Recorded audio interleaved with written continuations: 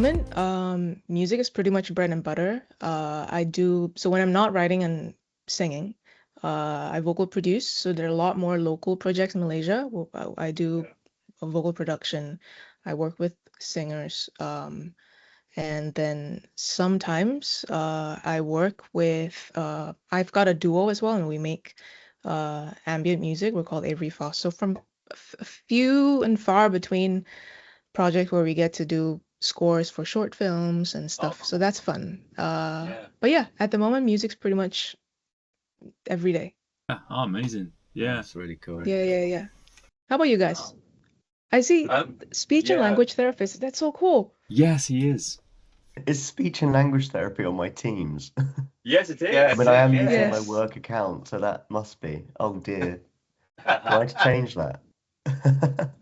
But you've been to That's be super fair, Tris, don't do yourself down. You've worked really hard to get your job as a speech and language therapist, haven't you, over the last few years that we've known you? God, yeah, so true. Yeah, Phoebe. So I'm a speech and language therapist by day. So I'm a little younger than Matt and Andy, and I'm 26, and I've just qualified in the last 6 to 7 months. So yeah, I went to uni in Nottingham, started playing about like DJing about 4 years ago live, and some of my first few gigs were in Nottingham, where I used to live, and I had loads of my friends still there. So I was really keen to put on a night in Nottingham because it was the nightlife that I knew, and that's where I met Matt and Andy. I stayed in London, but I stayed here because I met my girlfriend, who's now my fiance. But I've got a lot of roots up near Matt and Andy. But yeah, I'm now a speech and language therapist in London, and yeah, try and do as much music as I can, really. Although it's mostly DJing than production, but I've been producing for about 4 years, and have been very gently building a back catalogue that I'm really proud of. And 2026 is like we're gonna turn it on, you know. It's good to have a few and then just turn it on. Yeah, you're a pretty successful DJ, Tris. I don't want to. Yeah. You shouldn't underplay it. Yeah. You tell us about who you've played with and over the years. It is kind of crazy. I think if I think about what my DJ dreams were 3 years ago, 4 years ago, if I could make a list of the artists I want to play with, the venues, the promoters, the crowds, yeah, I'd be far stretched to find artists on that list now that I haven't played with. There's still a few, but yeah, I guess the dream has slowly changed over the years as well. Once I started producing more, I think it was very clear to me that I wanted to be able to not only like make a gorgeous set and make a brilliant atmosphere and something like to be proud of and create an energy in a room, but what if my song, what if my songs are in that set? What if my songs are contributing to creating that feeling? And we're slowly getting there now, so that's really fun. Yeah. We Phoebe, we met Tris at a club in Nottingham. What wasn't it? Yeah. So we went outside. Tunnel Club. Yes. Yeah, we'd started producing, and I guess because we're a bit older and we've both got families with kids, we don't get to go out as much anymore. But we thought, because we're producing dance music, we need to start to at least go to some dance music events. And I think the first one we decided we would go to in Nottingham was More at the Tunnel Club. More, yeah. The artist was, and we walked in, and we're like, oh, somebody's playing Marsh. Yeah. Who's this? Walked up the stairs, and there was Tris DJing. Yeah. So then we got chatting to him afterwards, and we were just talking. As he said, we didn't think that there was much in Nottingham, our city, by way of melodic house, much of a scene. It's more sort of I guess quite heavily urban music, and drum and bass and this sort of thing. So we decided to start our own night with Tris, which we'd worked on, and I think the first night we had La headline because he's also from Nottingham, and and then we've sort of gone from strength to strength. I think we've done about 6 now, maybe Yeah. a couple more if you count the ones in We've London. Just her. No, we've done Boxer. 7 in the cave now. 7. Is it Wow. 7? Wow. 7. We did the 7th one over Easter. It's definitely become a success. Like it's I was waiting for a friend outside Durante yesterday, and a couple came by and were like, "Oh my God, it's Tristan from the cave." Do you like? And as it happened, they were like, "Can we get you a drink?" And I was like, "I'm waiting for my friend. He hasn't got a ticket. He can't get in." They were like, "Oh, we'll get him. We'll get him." People, I'm seeing people in London who have been to the cave. I've met people in Europe who've been to the cave. Yeah, it's that has been an unexpected bonus in the last few years for sure. That's the great thing I think about this particular scene. It seems to be super friendly, and get to meet people from all over the world, like yourself, Phoebe, and that's why I really enjoy those connections, global connections, meeting new people, shared interests, and because the nature of the music is I don't know, it's kind of as dance music goes, I think melodic house it leans more into I don't know, some more classical aspects of music, and because of all of the melodic nature of it, and I just think that's really nice. It's sort of music you can listen to in a club or introspectively on your own or whatever, which I really enjoy. You were talking about, Phoebe, production. That I might have mentioned it already at some point, but I think when we did this short clip for Instagram, when you sent your vocals over, the first thing that struck me beyond the writing and the performance was, I was like, wow, she really knows how to produce. That's clearly something you do a lot of. What's your kind of process for your music, for your vocal production? With vocal production, I've over the past, like, for as long as I've been making music, I've always made it in like a home studio, started in my bedroom, and over the years, to be honest, now my setup's still pretty simple. I've got like the Lewitt 440 into an Audion ID14, and from there I just try to get the source sound to be as clean as possible.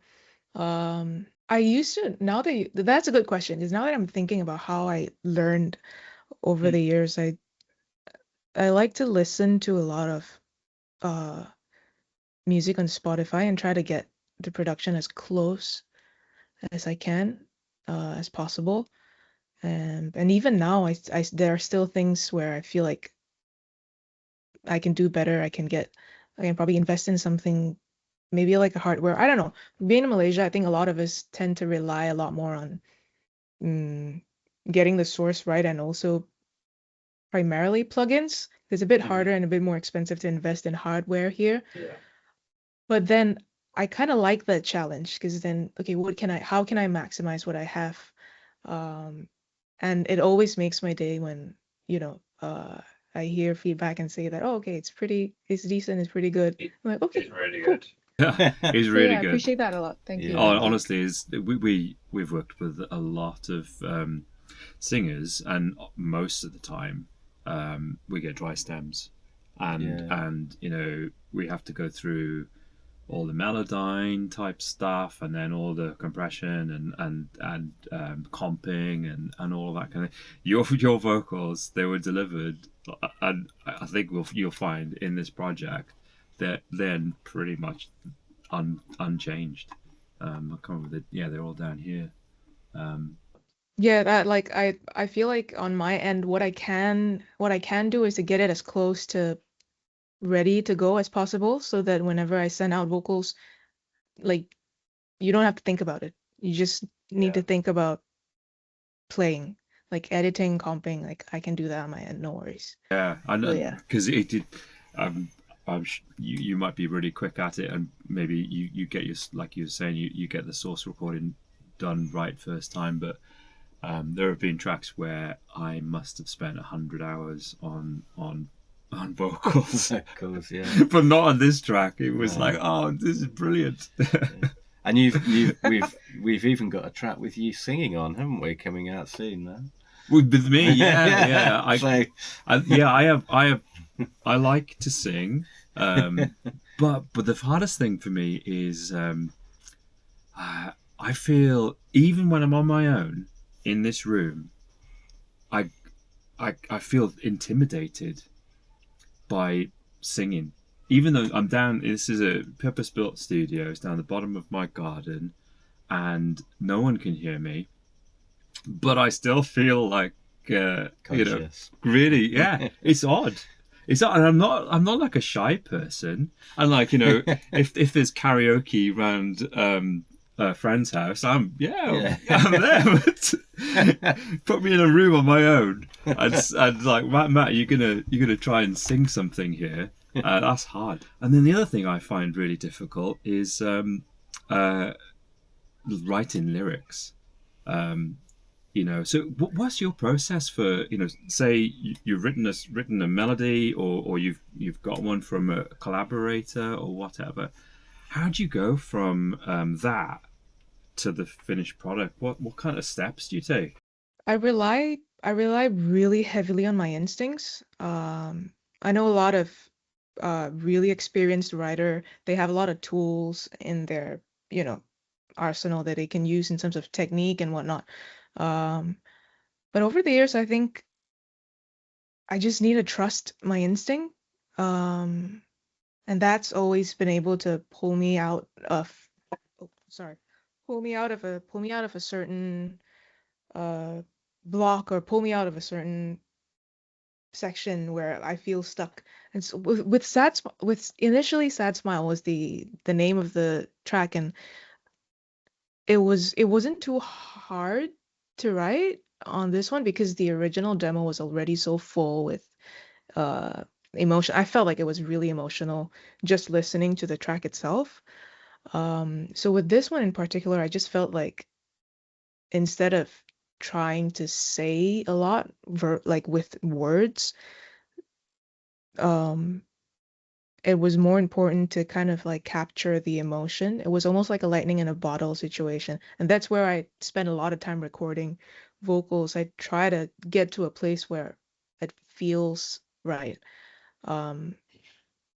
It sounds really abstract, but like I'm slowly coming to terms with trusting that feeling where I know that that's the right emotion, and that's where it's supposed to be. That's where what syllable and every word is supposed to be.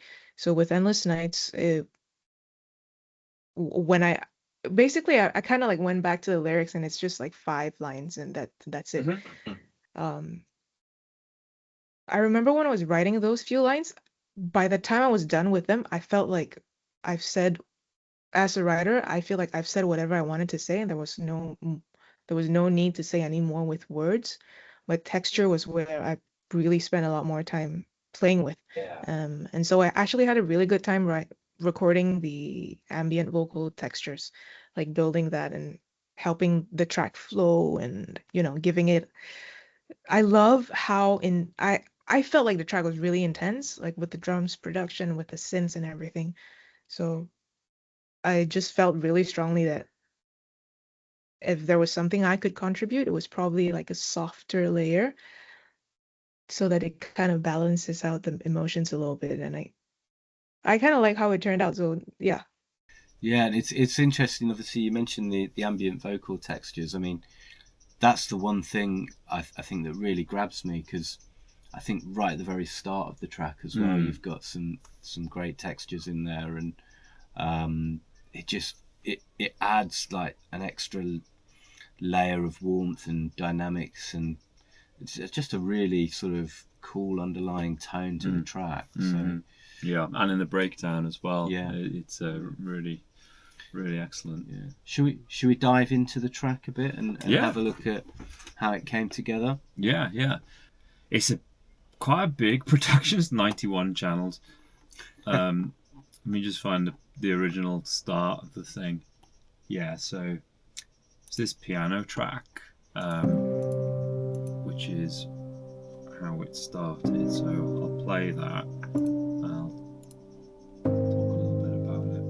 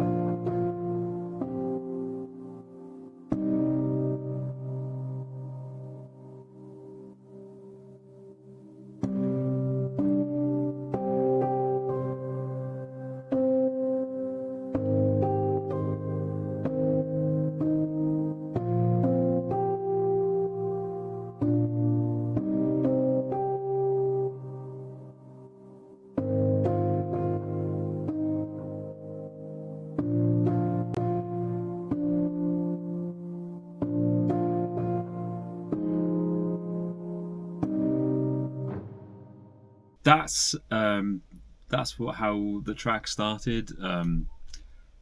It was probably a weekend morning like this. I'm a really crap piano player, but I like to just jam around on things, and I came up with a couple of ideas in that, and then I edited it in a MIDI. So that's kind of how that worked.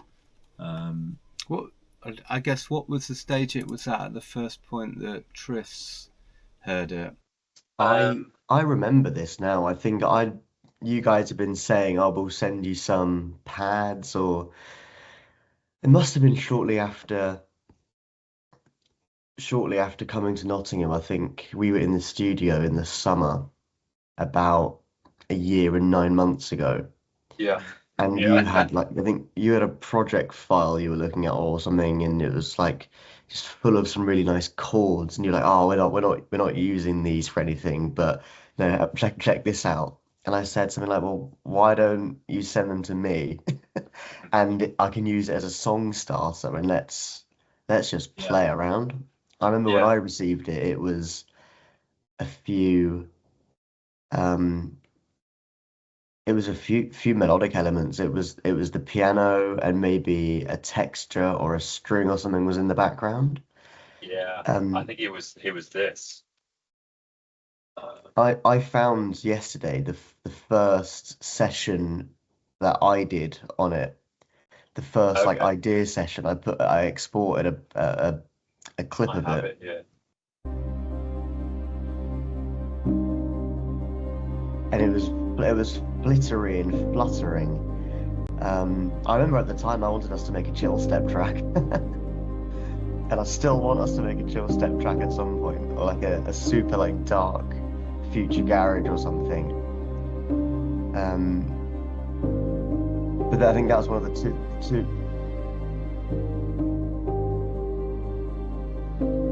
Have you got it? Is it just those two lines?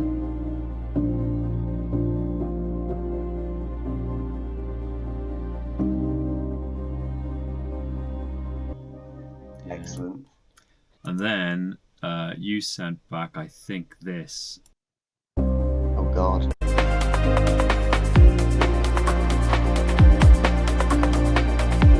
I can't remember exactly what I added from the first send. I think I wanted to respace it. There was lots of flittering hats and flittering perks. I remember the two moments the track came to life. I think the second one was obviously Phoebe's vocals. The first one was undoubtedly you wellying up the drums. I remember I think my vision was a lot lighter, but yours made it more of a track for sure. Well, this is how many versions there are. 30 or something versions over the course of a couple of years. So, so anyway, I think that's kind of how it got going, and then kind of typical for the way we produce. I think we use a Reese Bass, So this sound here, special, I think, quite often from our friend Jules, Bound to Divide, is based upon that preset. I'm probably adjusted a little bit, but tend to use that as a bass. And then Tris, this is your We've got Reese. the Tris Reese, the famous Tris Reese. It's yeah, which is in the second drop.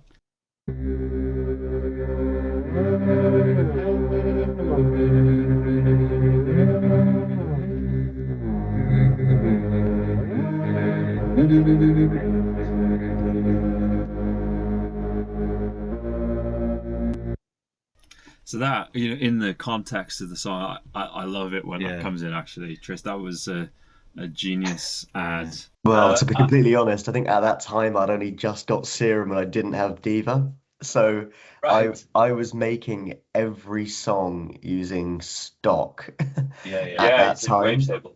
Yeah. So I was making every sound using Wavetable, pretty much sporadically operator. In fact, my first release that came out at the start of this year is entirely made in Ableton stock. I think apart from one line that I think I came to a session with you guys and Andy added in, but the third iteration of the Tris Reese is certainly the best one.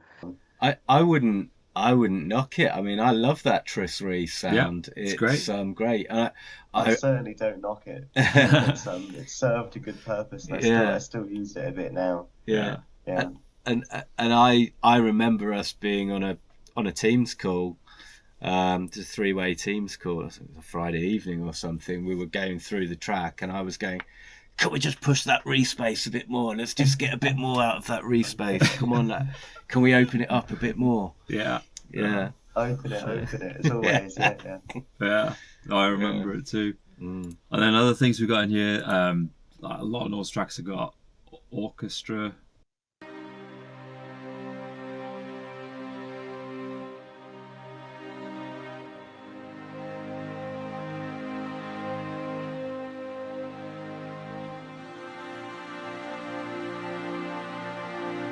And they're just following the chords of the piano melody.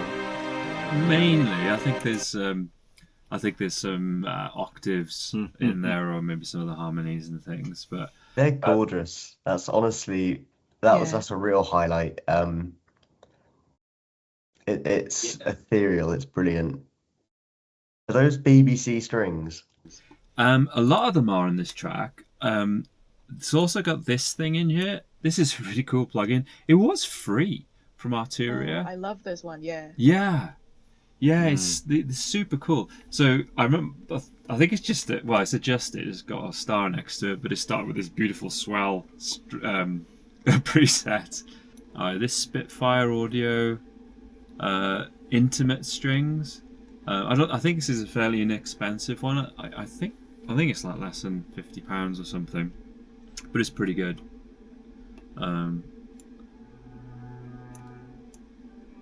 Anyway, these days, because this one's quite old now, I've started to use. We've got a more expensive string library, and you know Evan, don't you, Phoebe, from Madeira? I guess. Yeah, he's a super producer, and he coached me a little bit a while back, and made me buy a very expensive string library.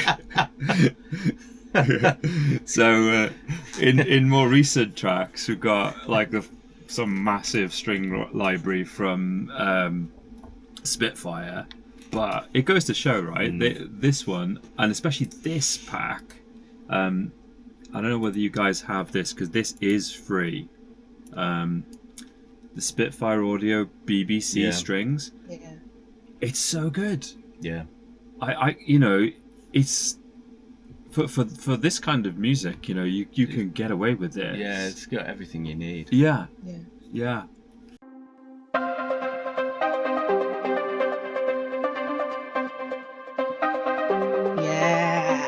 That's the one.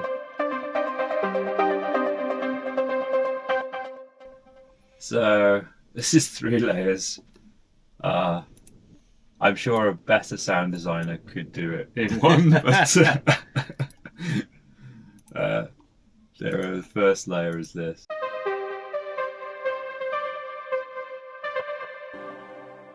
And then we got this. This is just a bit more of a attack sound. Yeah, slightly lower.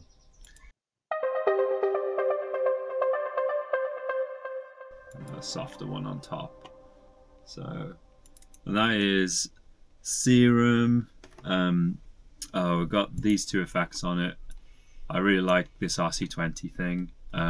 Just on the wobble setting, and if you put the mix in kind of the middle and put this stereo effect on, it really widens the sound and makes it a little bit unstable, so it sounds better, I think. And then it's also got this thing on, Super VHS by Baby Audio, with the magic button pressed. Gotta press the magic button. Yeah, so if you play it without, this is where you do the classic thing in one of these breakdowns where you switch it on and off and there's no difference.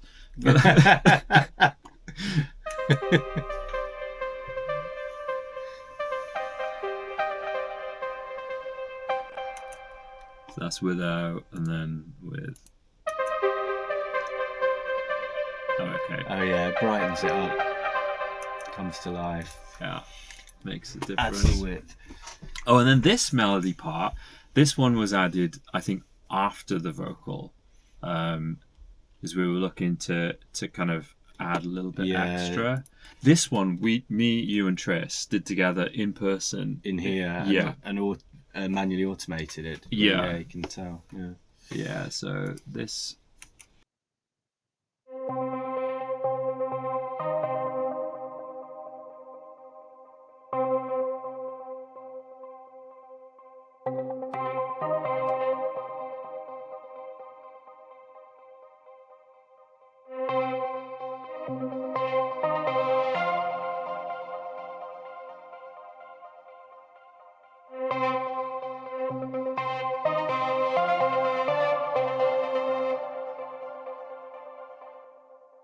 That, and it's funny when you listen to things in isolation, right? Like, oh, what's that?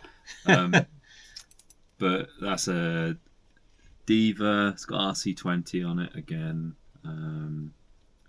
Delay. Obviously, lots of things were played with. There's inactive plugins here, and then of course we got Soothe.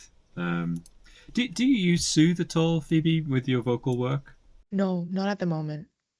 It's pretty cool. You may not need to use it, I guess, because your recordings are so good. But it's like a dynamic multi-band compressor, I guess. I suppose that's what it is. Yeah, I've heard really good things about Sooth as well. I've always wanted to try it, but just have never gotten to. Currently, I use FabFilter, so it just like dynamically ducks certain frequencies in the vocals. But yeah, I've heard great things about Sooth. Yeah, no, I like it. I've used it on lots of things actually. It's kind of, I think it's a shortcut. I think there are other ways of achieving the same outcome. Yeah. But it's sometimes you're like, it doesn't sound quite right. Is something resonating, or just chuck Soothe on it and then mess about with it a little bit, and then that's better. You don't know exactly what you've done, of course, but if I'm sure you could do it with multiple other plugins. What do we got? Yeah, so the vocals. So I think these are as you sent them, because you sent the return tracks as well, and they're down here.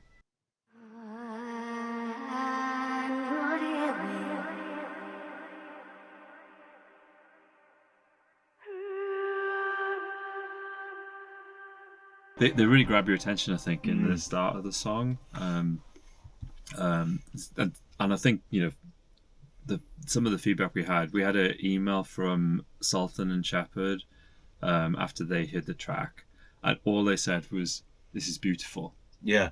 And then of course they played it in their dialect radio set, Yeah. And I think it's because that intro with that vocal texture, it's like with the atmosphere. It just grabs your attention, doesn't it, at the start? I think so. It's great. I see your sad smile when I look in the mirror. The endless nights, the pretty lies. You came to save a sinner. So good. It is good listening to that in isolation. Yeah. So talk to us about the layers you've got in here, if you can remember. Let me open it up a little bit so you can see. I'm really happy that you guys decided to keep a lot of the harmonies. 'Cause sometimes when I work with different producers, they prefer it a bit more singular, or they like to duck the BVs pretty low. So when I heard the final master, I was like, they're all there. Yeah, everything course. is there. And to be honest, with I learnt from your production, especially because you shared your delay tracks, because I keep saying, so I love the production so much. The ping pong delay, the other delay, whole verb, plate verb, and then supermassive. I have tried to replicate your return channels on other singers recently. So thank you for that. Ah, pleasure is mine. How's that working for other songs? Is it all right? Like, do they work fine? Yeah. We're working on a track at the moment with a singer called Anna Pancaldi Montague. She sent us some stems 2 days ago. Yeah. She's also extremely good singer, live performer as well. And her stems came through, like, they were wonderfully in tune, but they were dry. And we just needed to do a little bit of compression on them. And then I mentally went, I remember, Phoebe did this. So I pulled supermassive, I pulled a couple of delays and a couple of reverbs, and within like 15 minutes it's like, it's pretty dialed. Yeah. So yeah, The supermassive, when I found supermassive and I placed it on the vocals, I was like, that's what, like, I feel like a lot of time in the beginning stages of writing or doing vocal production for melodic house music, I always felt like there was something missing. And then I tried to put supermassive on a vocal instead of like a piano or whatever.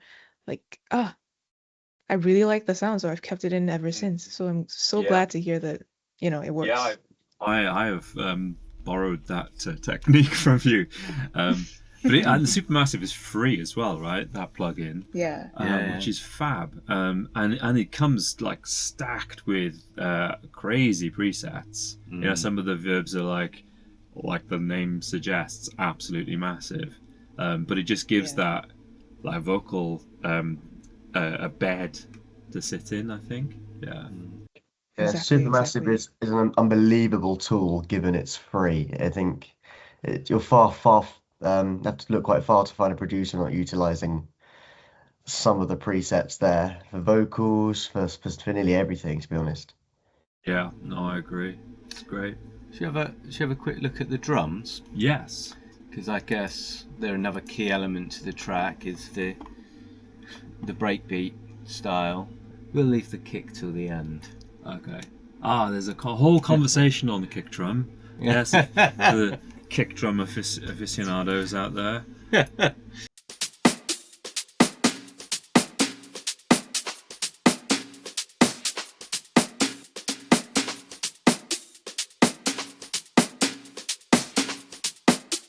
Did we build these out in person with you, Trez? Yes. He started it. He came up with the basic idea of the drums.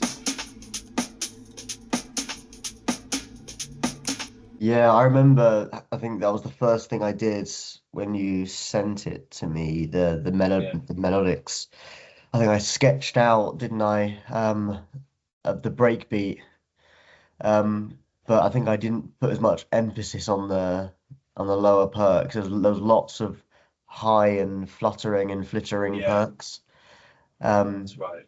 And there's one sound in there I really like. If you can find it, I'll be impressed. It's like a I like that somehow that was one of the earliest, maybe the first thing I added to the track, and you can still hear it definitely in the outro even now. It becomes quite prominent, but it's one of my favorite moments for sure. Look at the outro, see if you can find it.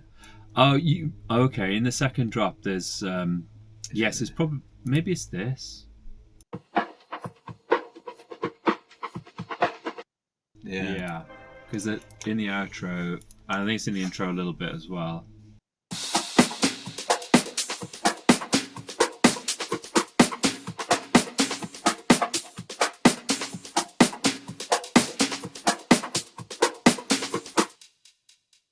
That's it.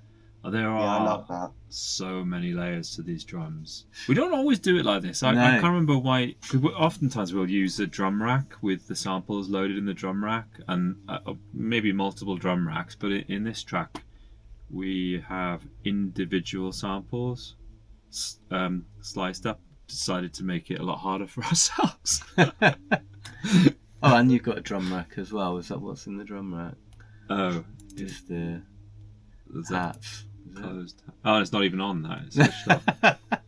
Yeah. So Yeah. with the kick, and we can tell you the kick story because that was fun. Yeah, it was fun.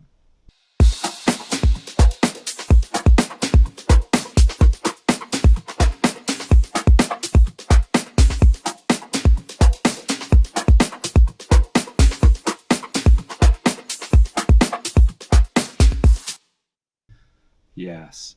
So Andy, tell us about the kick drum story.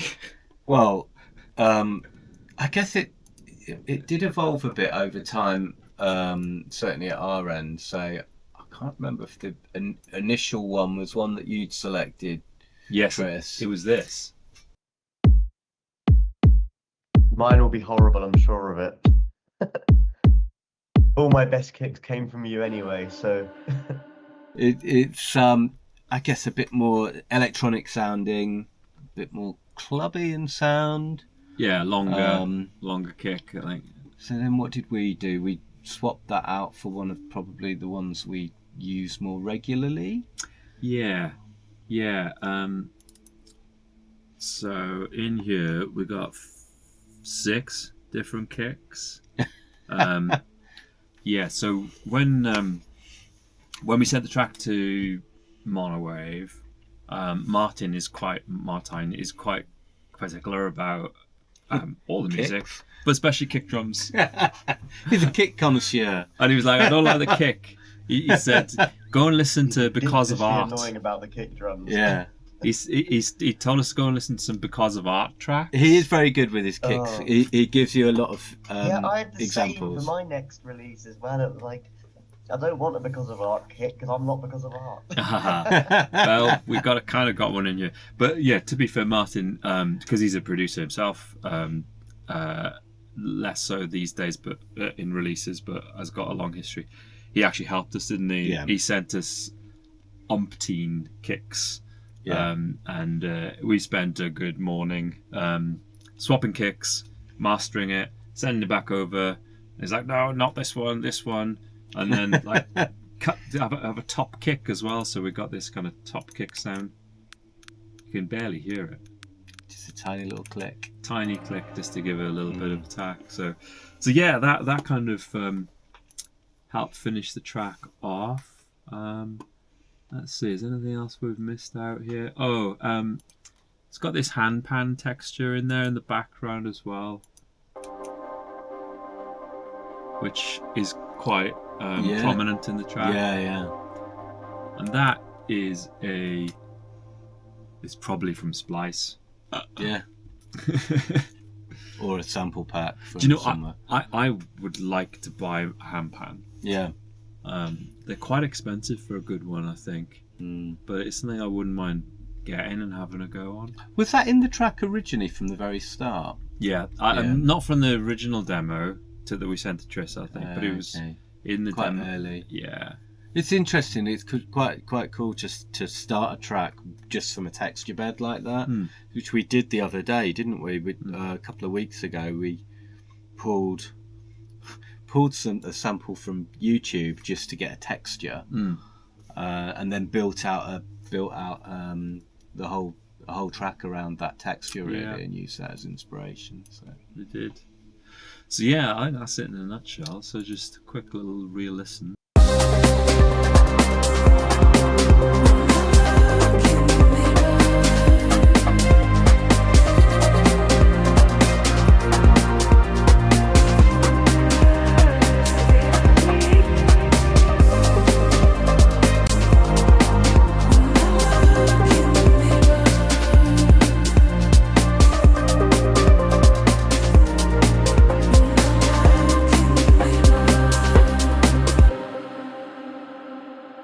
That's it.